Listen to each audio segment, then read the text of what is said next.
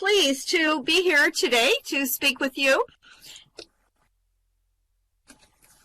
I hope you've been enjoying the fair so far. We have many interesting and informative presentations in store for you over the next 4 days, and thank you to everybody who's put this on behalf of the students. This is so exciting. I was asked to speak a little bit about VCARA, which many of you know is the Virtual Center for Archives and Records Administration. And look forward to our 5th annual conference coming up in May of 2014. At the end, I'll explain how taking the virtual world's Tale of the Tutors course that you're doing right now, many of you, and/or presenting a poster session for the 5th annual VCARA conference can help you meet one of the most challenging, at least for me, core comps for SLIS students, K. Designing instructional programs based on learning principles. Although VCARA bears little resemblance now, it was loosely modeled after Trajan's Forum in Rome, Italy, which combined both Roman and Greek architectural elements. Marcus Nerva Trajanus, commonly known as Trajan, was a Roman reigned from AD 98 until his death in AD 117. As a civilian administrator, Trajan is best known for his extensive public building program, which reshaped the city of Rome and left multiple enduring landmarks, such as Trajan's Forum, Trajan's Market, and Trajan's Column. The architect for this was a Greek, Apollodorus of Damascus. And as we think about how we're going to preserve or at least document the activities of your course, think about the ways in which people are struggling to preserve and document the antiquities that and mean so much to civilization. Now, this is VCARA. It's a little bit over, I think, to the left of where we are now. It has some resemblance to Trajan's Forum, or at least it did when we started in 2009. It was designed as a rectangle with Greek and Roman buildings, labeled as exhibit halls on the slide. In addition, it had a lecture hall that we called a Roman Senate. It was used for guest lectures, and a tavern around the back was used for parties. 2 faculty offices were built, one for Preceptor Amat, yours truly, and one for visiting professors. The event space was a spa-like structure, and there was even a latrine behind an orange grove. Today's VCARA space bears little resemblance to the original, having morphed over the years based on the types of activities to be conducted and the ideas that various student assistants brought with them. A villa now replaces the Roman Senate, and the tavern sits in place of the Greek hall. I missed that Greek hall. The Roman hall was replaced with a gazebo, and one of the 2 offices disappeared. My office is still there. Come visit anytime. The new larger structure provides space for exhibits of each of the annual conference poster presentations, complete with audio tracks. We now have displays from 2010, 11, 12, and 13, all on various levels. Space is being made now for the 2014 poster presentations. Because the space can be confusing without some type of guide to provide a tour, Mnemosyne Seminario, the VCARA guide, was born on November 29, 2009. Mnemosyne is also the avatar that has administrative privileges for this part of SLIS Island. If one of the student assistants wish to move a building or add something new or purchase objects, they enter Second Life with the name and password for Mnemosyne. Lindens are held in her name to pay bills for the Virtual Center for Archives and Records Administration. I heard the speaker this morning that they were in need of donations in order to keep going. We are so lucky that the SLIS school supports our ventures in Second Life. They have been doing this since 2007 and are committed to doing so as long as we find use for the space. Now, why did we pick Mnemosyne? It's because the name means memory. What better name for a space to be used by archivists, records managers, and librarians? As you can see, Mnemosyne was the Titan goddess of memory who discovered the uses of the power of reason, gave a designation to every object, and made available to mortals the power to remember. To the ancients, knowledge is inseparable from memory because they recalled all things. That was before we had all of our recording devices. SLIS Island actually holds 3 distinct areas at this time, one set aside for an IMLS grant on youth librarianship, the second used for your class, Virtual Tale of the Tutors, and the third for VCARA. VCARA was designed to enhance student educational experiences for those studying records, archives, information management, special collections. I didn't put up all of the uses there. These activities took place in VCARA and were the ones you see on the screen. At the top, Dr. Valerie Hill speaking about MOOCs and virtual worlds, I believe.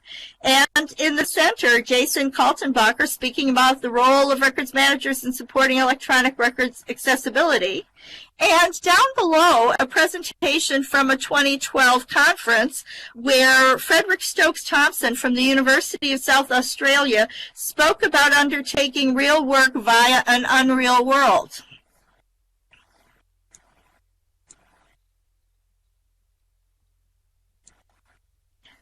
We set out to achieve 5 goals to enhance the educational experience of students. First, to provide a space for faculty and students to engage in information, exchange, to communicate, to collaborate, and I think just to have fun. Provide networking opportunities and meet invited guests. Provide space to showcase the accomplishments of students. Support continuing professional development. And promote the benefits and importance of what I call record keeping, from the creation of the record through permanent storage in an archive.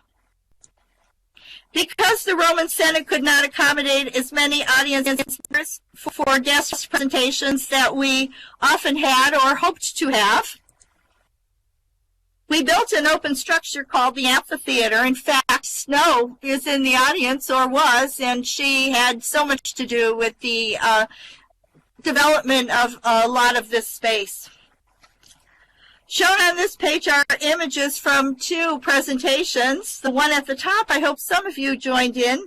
It was A.J. Kelton talking about emerging instructional technology and design. And then the one at the bottom was Dr. Valerie Hill again when she taught us how to create machinima. And also did a little bit of demonstration of her book in the back of the amphitheater. Now, the presentation gallery mentioned earlier houses all of the presentations that I hope you will have a chance to visit. Touch the rock next to each presentation to hear the narrative. An additional floor will be added sometime soon for the May 2014 conference presentations. This tavern is just for fun, but you're always welcome to use it if you'd like. Stop in to relax and refresh. The Roman villa is new and has not yet been put to good use. So wander around and send me your suggestions. And again, if you have a group you would like to meet in Second Life and you need a space for a meeting or a book burning or whatever it may be, let me know and we'll be glad to reserve space for you. Now I'll talk a little bit about the challenges of using Second Life. Technology constraints are probably the biggest. Somebody said my voice sounds rough. I am grateful you're hearing my voice. There are times when that's not even possible. Sometimes we have problems resing structures. That happens when there's too much going on at one time. In addition, not everyone enjoys virtual worlds. And I'll tell you, on some of the tours I've taken with my glasses on, I could get a little bit seasick.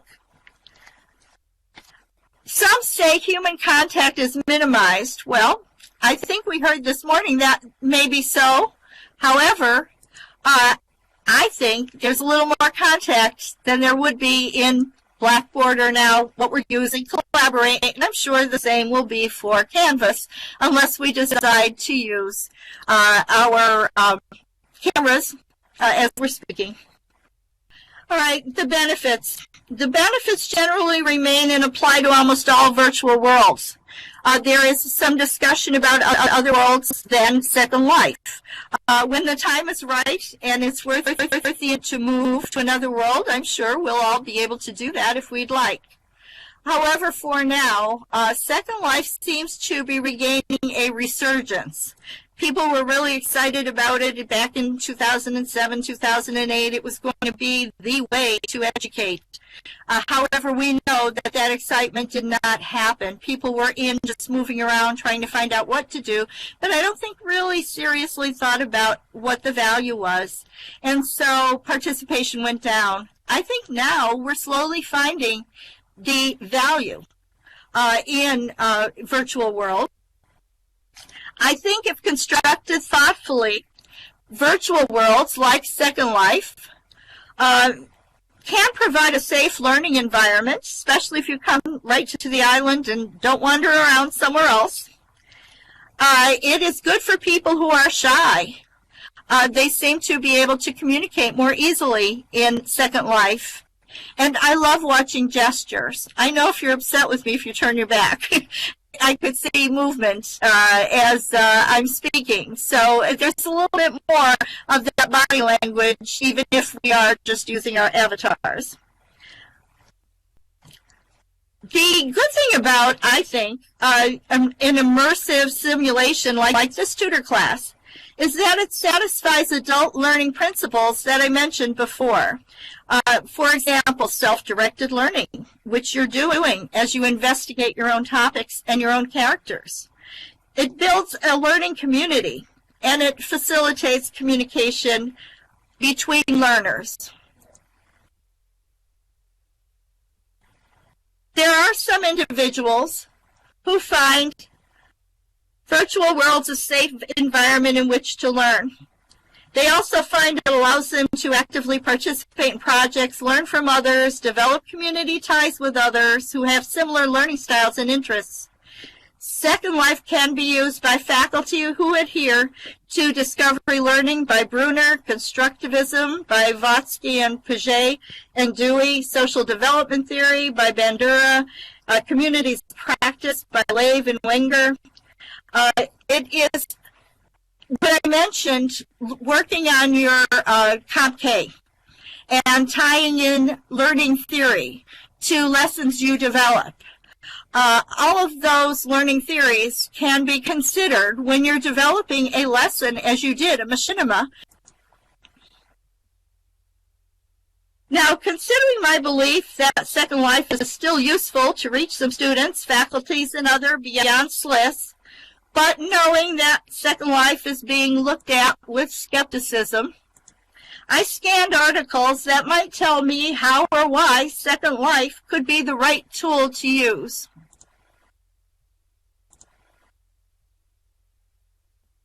And I came across this one. It's a WordPress blog. It's a post from April of 2013, and Lorelei, it's almost as if we read this when we were thinking about developing a course, although we started our work before. This student underscores the thinking behind this course that you're now in, if you are one of our 287 students.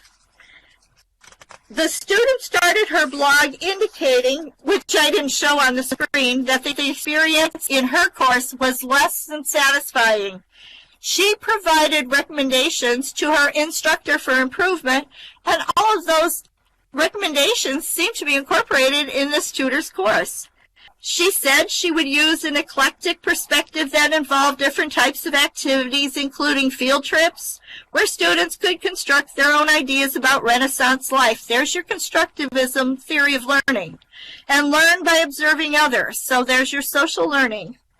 She also thought she might apply cognitive learning theory by asking students to apply new mental models to existing ideas. The student also said she might create a virtual masquerade or other social event, have students engage in activities as members of that virtual society. These are all the things that Lori, your instructor, has provided for you. And I think we're so lucky to have her working on this course. So, what do the last few slides on challenges, benefits, social learning theories, and the recommendations of just one student have to do with SLIS students? As I mentioned, think about all of those things when designing an instructional program to be delivered in Second Life, if this is what you did for this fair. But beyond that, please preserve a copy of your work. This is where the preservation challenges come into play. How will you do that? Perhaps you can't preserve everything that you have here. We know this tutor village will go away, and it will be replaced by Florence in the spring. So instead, what you need to do is document your activities as well as you can and preserve that documentation for your e-portfolio if you have not yet completed that, and keep it for evidence that you have been able to design instructional programs based on learning principles and theories, just like the ones mentioned. If you're interested in becoming part of the VCARA team first, I will say, for our space where we need people to do orientations and take care of the VCARA blog and work with Lorelei and myself to get presenters for our colloquia which take place on that space. You'd like to do to help there with the more general activities and the conference, we need help desperately for spring. However, we are also having this exciting new course on Florence, or at least the Italian Renaissance, right, Lorelei? And we need help with that class as well. We have a few volunteers, but not enough. So, if you need credit and would like to work while earning credit for Library 294, which is the internship, Library 298, which is independent study, MARA 293, which is project that is only in the fall, MARA 294 internship in the spring. We would love to have you. You can send a note to me at my email address, and Laura Lyon will work that out. We are having fun together. We're enjoying these courses. We hope you're enjoying them. We know that your feedback at the end will make it better for everybody for next semester. And we already have ideas to make improvement.